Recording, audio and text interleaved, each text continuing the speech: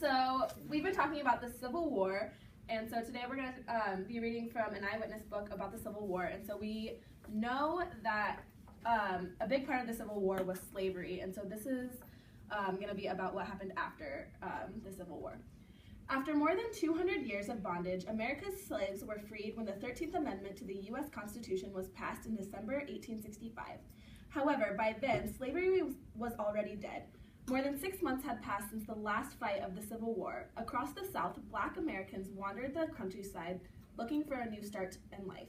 To deal with these estimated 4 million people, the federal government established the Freedmen's Bureau.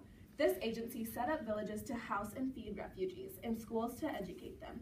Meanwhile, opportunistic Northerners called carpetbaggers because they usually carried their few possessions in suitcases made of carpet material, tried to gain the political support of freedom. Former slaves had been given voting rights under recently passed laws. To win their votes, some carpetbagger politicians said Black voters might get 40 acres of land and a mule to start their own farms.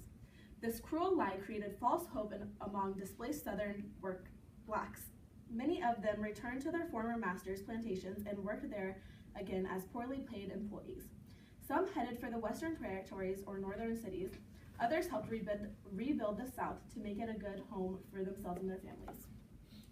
And so over here, it says, freed and unemployed. These South Carolina slaves have been freed by Northern Army troops, but their former master's land, the Drayton Plantation, is producing nothing, and they are without a means of supporting themselves.